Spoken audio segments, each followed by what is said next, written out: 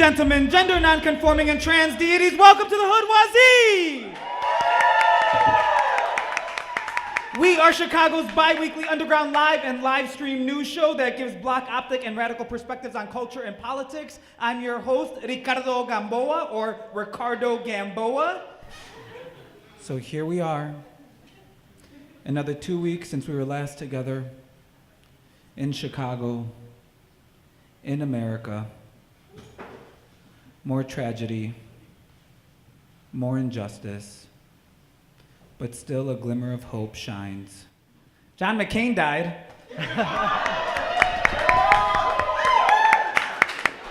That is inappropriate. I know his family and friends are mourning, and the Hoodoisie is invested in radical politics, which includes radical compassion, so let me try and say something kind. I'm glad the old bastard lived a long 81 years supported by free health care he didn't want anyone else to have. Was that good? Did I do it? And everyone is like honoring and nobilizing John McCain, but like, fuck that.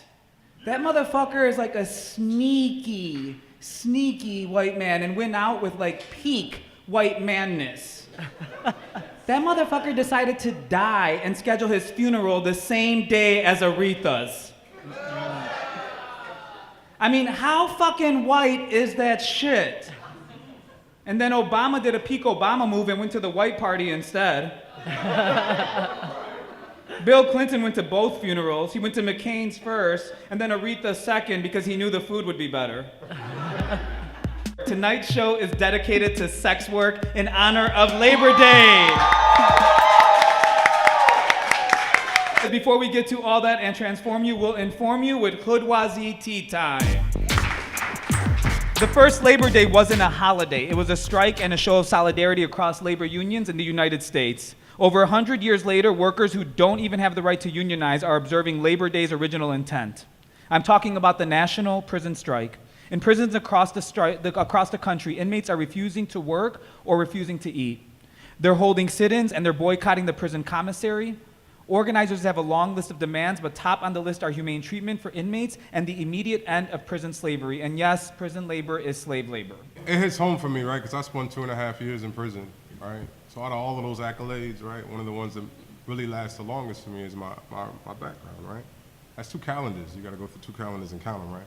And I remember thinking about how I had a job working in it was like packaging, right? So I used to love my job because I got to get out of the cell, right? The option was like 23 and 1, which means like you're in your cell 23 hours and you get out 1, or you get a job, right? So I think about this, the prison strike, and I fear for them removing that little bit of freedom that folks do have behind this, right? So I think it definitely needs to be led by the people most affected by it. Also, this narrative has to be attached to the abolition of prisons as a whole, right?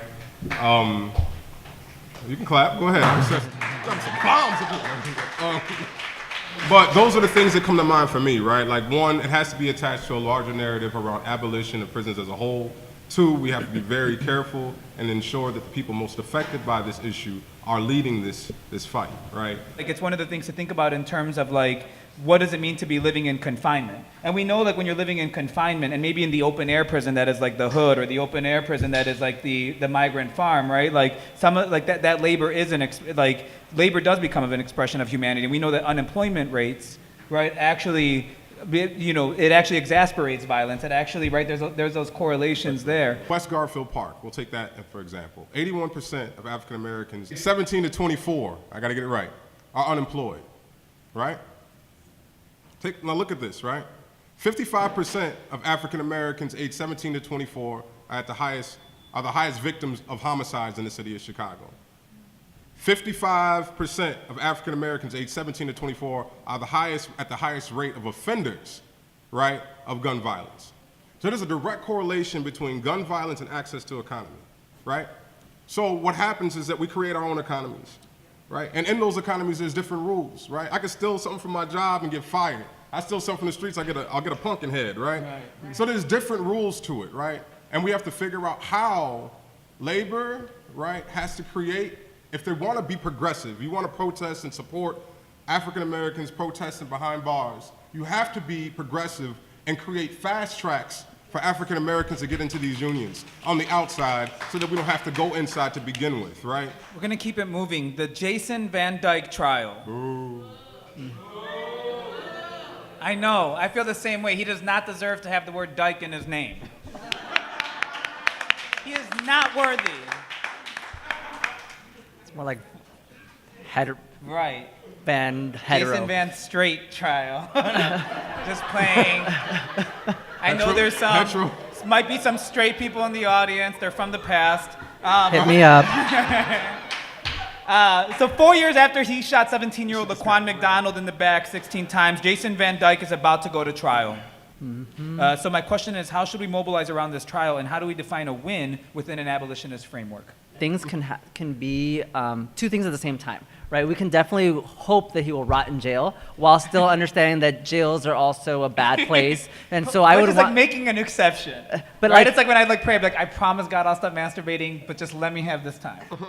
Yes, but I think that two things can be true, right? We can definitely be hoping under our current framework, right? We are working with limited options. Oftentimes we will kind of feel bad for wanting this man to go to jail and to rot in hell. And that doesn't mean that we won't fight. But that doesn't mean that we won't fight so that he's treated fairly in prison. I don't know, I think it's always like Jay, my boy out there in the crowd, helps me out with like the contradictions of being in the movement, right? Like my taxes pay for weapons, right? And those weapons kill me, right? You know what I mean? Like, and if I don't pay my taxes, I go to jail. Does it make me less an abolitionist than the next person? Like the real abolitionist like lives in the forest by themselves, like makes their own clothes. No, that's a white man named Henry David Thoreau. Yeah, right? Hank or whatever. I want my Jordans in my Afro-future world, you know? But everybody has access to them. Can I keep my PlayStation? So like, thinking, being visionary, right, and thinking about what would the future look like. In other places, things like that happen where people get murdered, and that person literally has to adopt that person's family, right? Those are different alternatives, right? So again, it's like, as we develop fights for justice within the framework that we have, we should be simultaneously developing our own frameworks for justice also. I want him to go to fucking jail for like a long time and have to deal with that, you know what I mean? Like, and when the revolution pops off, we'll let him out, you know what I mean? Like, yeah,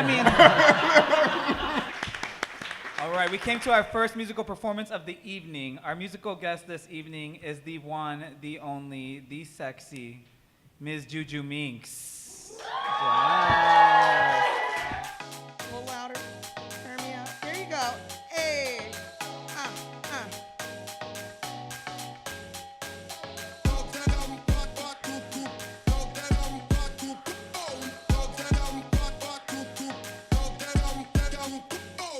Loving Dyke, wrap your head around it. I'm a queer, so there ain't no mystery behind it. A to the P to the G spot, the way that I rock, don't need no GPS to find it. That means I fuck who I want. Man, woman, I don't care, a nut is a nut. Guess y'all can call me versatile, ask me to pick a side in it and be a fucking wow. Could give a fuck about your anatomy. What's hanging between your legs don't really mean that much to me. Well, am I greedy? Well, listen to the verse, it's the best of both worlds, of course. I like my men and my women pristine. I take a dick in like I eat a pussy mean. And when it come to half senses, I be lacing up my sneakers cause your girl means to play for both teams. The way we walk, we doing too much. The way we talk, we doing too much. The way we love, we doing too much. Once you look for real, you can never get enough. The way we walk, we doing too much. The way we talk, we doing too much. The way we love, we doing too much. Once you live for real, you can never get enough. We be alien, psych ward chillin'. Too crazy, sexy, cool, they lock me up like a villain. Trajectory turns head, all these nurses catching feelings. If they try to cure the freak, it's gonna be a failing mission. Too many doctors on the case, I'ma need a big dose to get the fuck up out my face. Take notes, I can sit up all day. Mixed up black and white, baby, I'm 50 shades of gay. Wild child, my company's the thrill of being queer, makes me sick. The bitch, I am ill, or helps with the depression. Who needs a pop a pill? The family that I chose is always here to keep it chill. Come meet my brothers and my sisters and my kin. We be serving up them look short, chubby, and thin. Stretch marks so dope, I'm busting out of my skin. We're ill and okay, we're checking for the win. The way we walk, we doing too much. The way we talk, the way we love. Once you live for real, you can never get enough. The way we walk. talk. The way we love. Once you live for real, you can never get enough. Oh, I'm not gonna lie. Usually the part where I catch my breath. All right, here we go. We do what we want. We love who we want. We do what we want. We love who we want. We do what we want. We love who we want. We do what we want. We love who we want. The way we walk, we're doing too much. The way we talk, we're doing too much. The way we love, we're doing too much. Once you live for real, you can never get enough. The way we walk, we're doing too much. The way we talk, we're doing too much. The way we love, we're doing too much. Once you live for real, you can never get enough. That's right, y'all. Hey, make the noise. Hey, hey, hey, hey.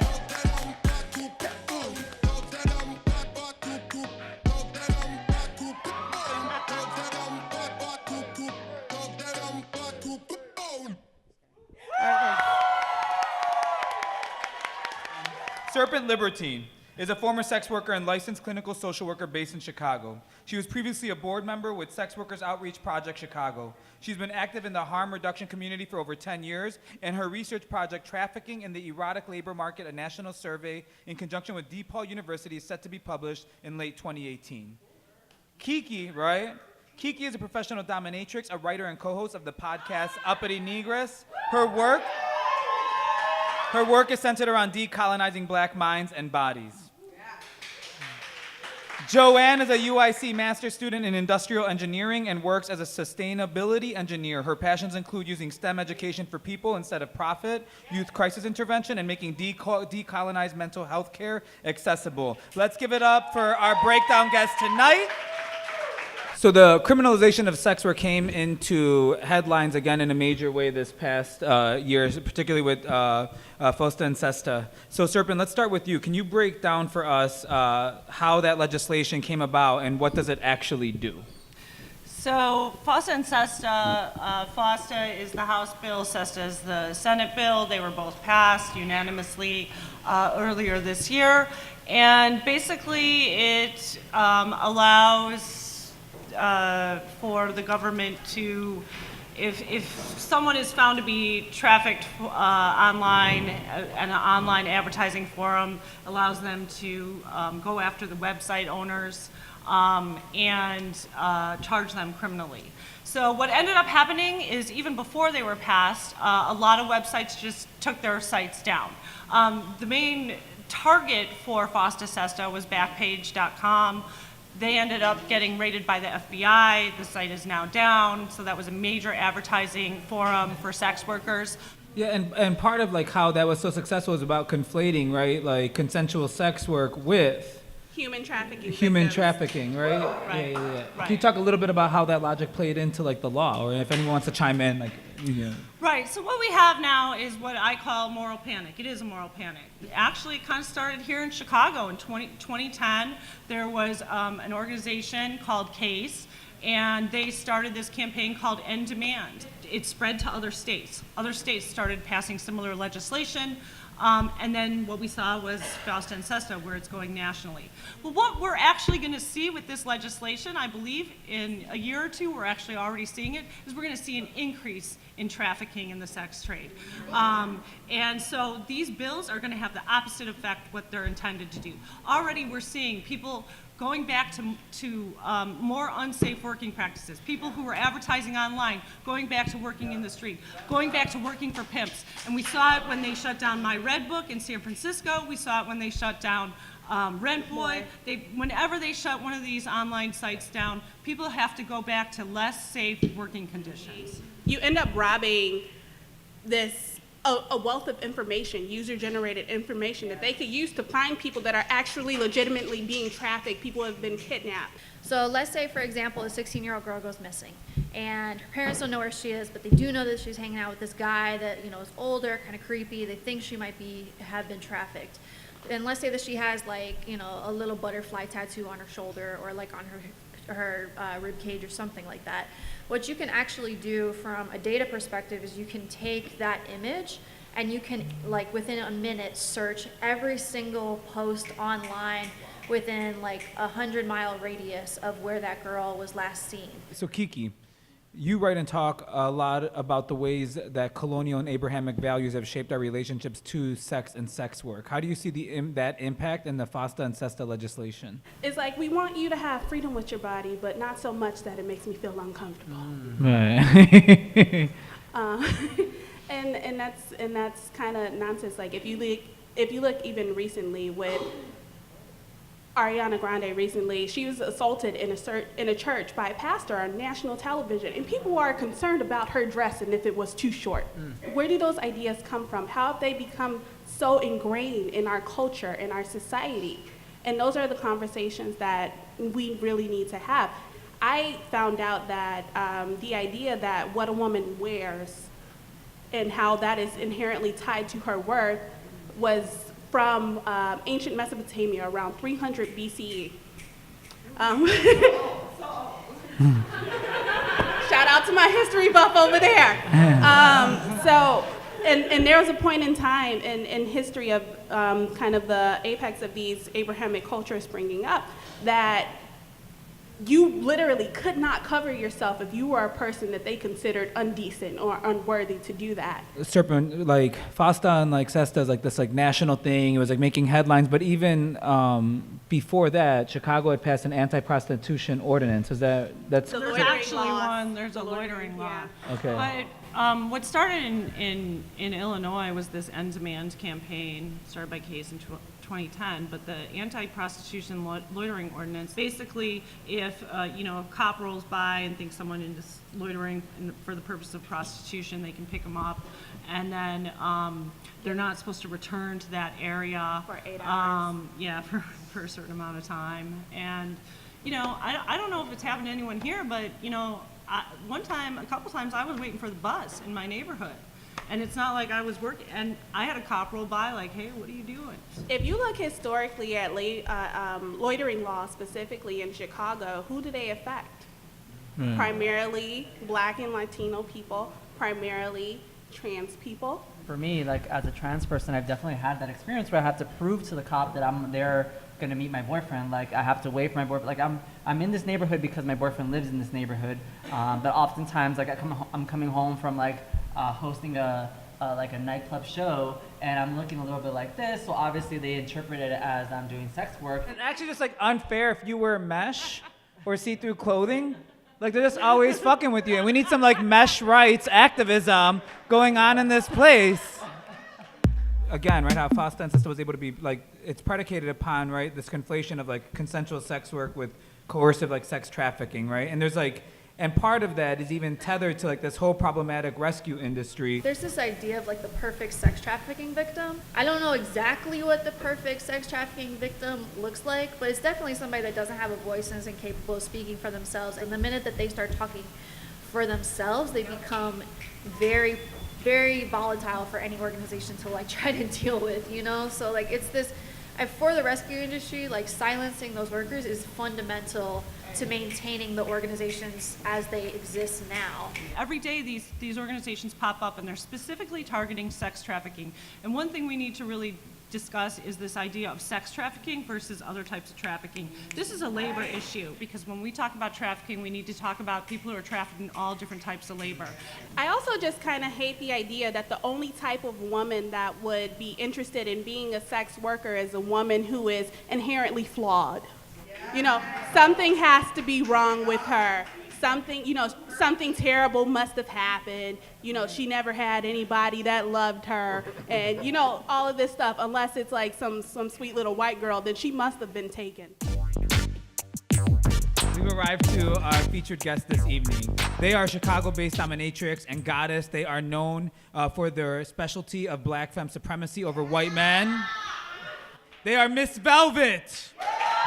They are an organizer with Support Hoes, a sex worker collective fighting for decriminalization. They have also organized with Black and Pink and the Let Us Breathe Collective and spent 4 years as a labor organizer. They are Alex Garza. Let's welcome them. I just want to start off with a question for both of you, right? There's this whole mythology that no one would consensually choose sex work or that only people who have experienced trauma choose sex work. So I just want to start off, I want to ask you both how you came to this work. So I came into sex work because of trauma. Back in the day when I was having sex and dating white cis men, I was in an abusive relationship with one, and so I actually started doing survival sex. And then like when I got into a better place in life was like, also this shit was kind of lit, and I was making a lot more money than I was making $10 an hour at a hospital. And so I kind of continued into it. I started sugar babying for a while, and then was like, there was way too much expectations that were needed from me, and I needed to do things differently. No shame to that kind of work, because I still do it. But I have a friend that was kind of like, also, I'm a dominatrix. And you get to tell them what to do, and that changes the dynamics sometimes. And I was like, I'm not actually dominant at all, but we'll try this. And now it's been 5 years. I got into it when I was like 14, 15. And I was like, I knew what I was doing at 14 and 15. I did not. I grew up in like the projects. I grew up in like, on like Section 8 housing. I'm a first generation Mexican American. My mom was a single mom of 5 kids. So, I was the fourth, I was like the fourth born, so kind of late into it. And I just wanted so much. I was just such a princess, I was just like, I just wanted more than my mom can provide, and she was really, going at 120%. I got into like, the whole like gay chat scene, like the Meebo and like the AIM and like instant messengers. I was really in all of those chat rooms. I'm sure that we've talked. I got really empowered through it. I finally like had like money in my pocket. I was able to get things that I wanted. I was able to go to places that I wanted to go. It was then that I realized that I actually like had like my own like autonomy and agency. So, Ms. Velvet, when you got started as a dominatrix, you were also getting your master's in sex and gender studies and African diaspora studies. Mm-hmm. So academia is another space where labor and exploitation are kind of made invisible because there's this idea that it's a privilege to learn, when really academic institutions are profiting off the ideas and labor of black and brown academics. Yes. While also driving them into debt or increasing their credibility. I'm a doctoral student too, right? So I wanted to get your perspective on the working conditions of academia and the working conditions in sex work and how they compare.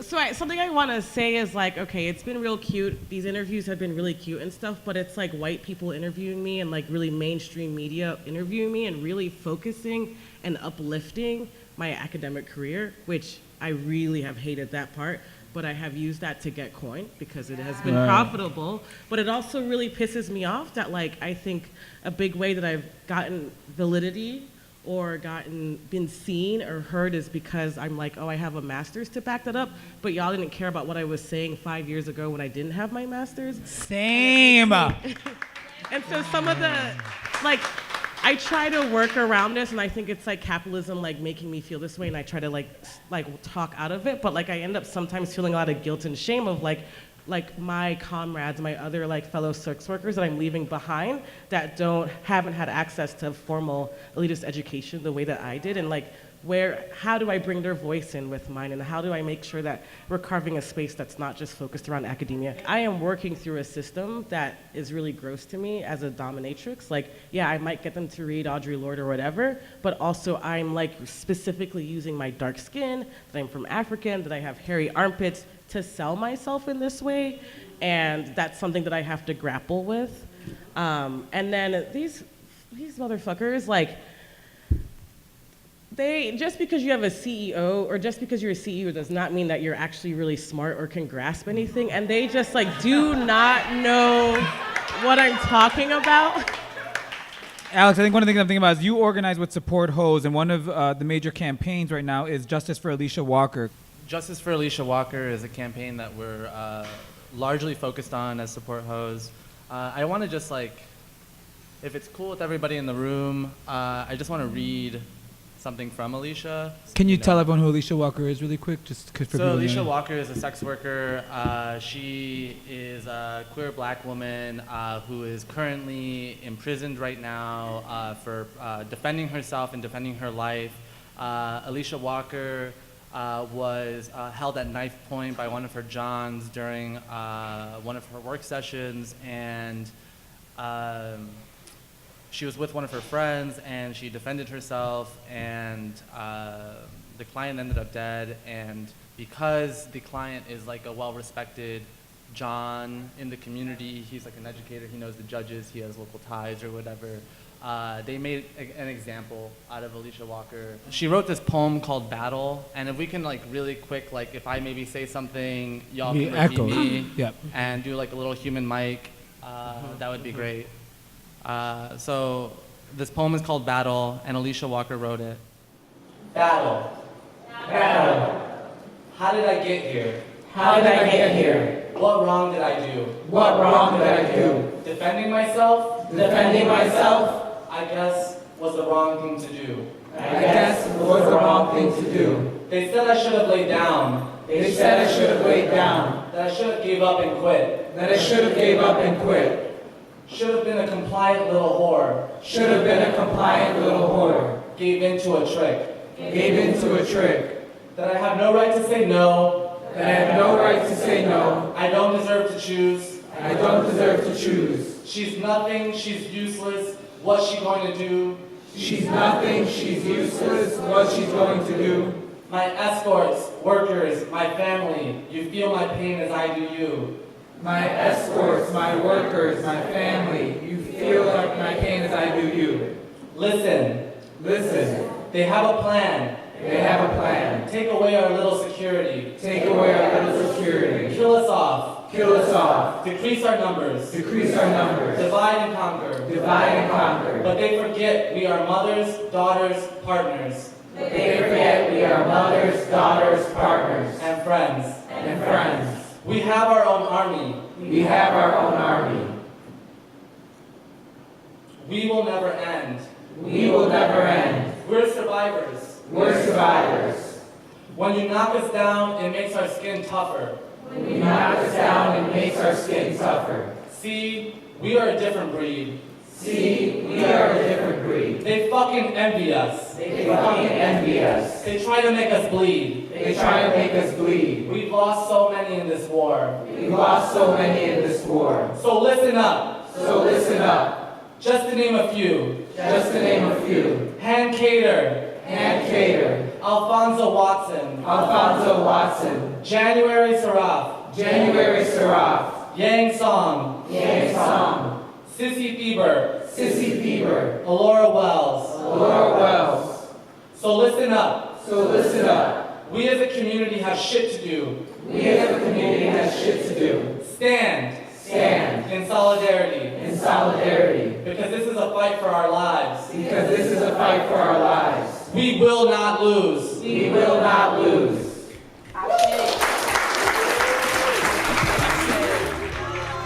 Labor Day is a national holiday observed on the first Monday of September every year, celebrating the American labor movement and the contribution workers have made to the country. Seldom do visions of sex workers come to mind when discussing the history of labor movements and resistance. In 1966, it was transgender and male sex workers that said fuck 12 by throwing coffee in the face of a cop at Gene Compton's cafeteria and inciting 3 days of riots against police in San Francisco's Tenderloin district. And they said fuck the police again in 1969 when Marsha P. Johnson and Sylvia Rivera got fed up with New York City police, initiated the Stonewall riots, and inaugurated the modern-day LGBTQ movement. Sex workers are the first historical bad bitches, as evidenced by Margot St. James. A former sex worker who was arrested in the 1960s, then went to law school and later successfully overturned her own fucking conviction. Yeah! And really, we all need to work harder to center sex workers, their resistance, and its extensive history, because their liberation is not just bound in ours, but they have been doing a lot of the fucking work, no pun intended, for progress for all of us. Thank you so much for coming out tonight. Thank you so much to Miss Velvet, Alex, Kiki, Joanne, Serpentine, to Karari, Rich, and JuJu Minx. There it is. Okay. All right, y'all vibe with me for a second. There you go. Yeah, give me some. That's the best. I know this part is. I haven't figured out what to do during this beginning part. You're doing yet. great. All right.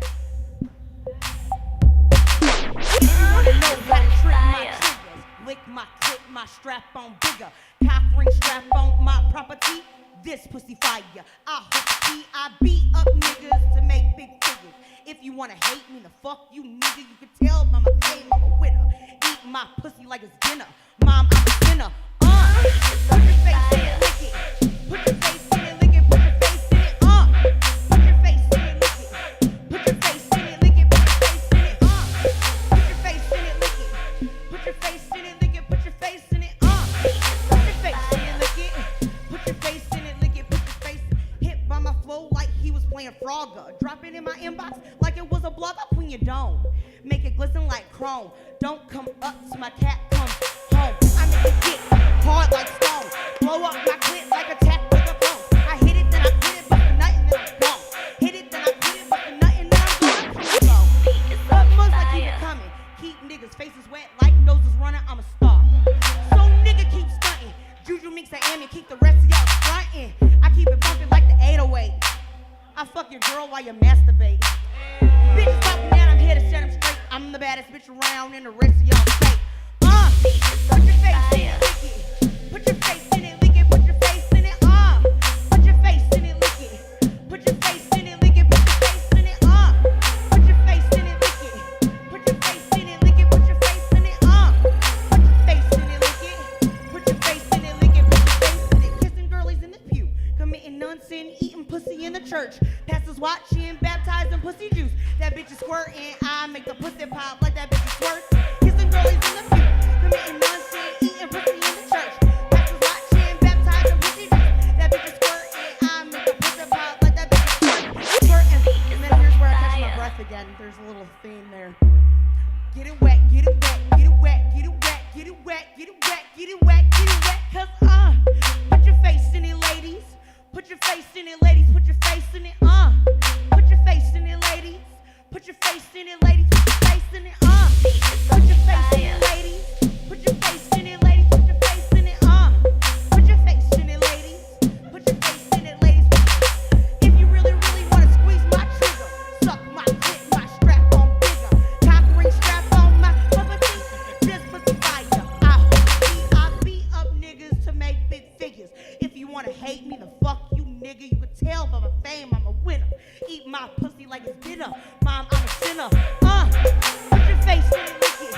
Put your face in it, lick it. Put your face in it, Put your face in it, lick it. Put your face in it, lick it. Put your face in it, lick it. Put your face in it, lick it. Put your face in it, Put your face in it, lick it. Put your face in it, lick it. Put your face in it.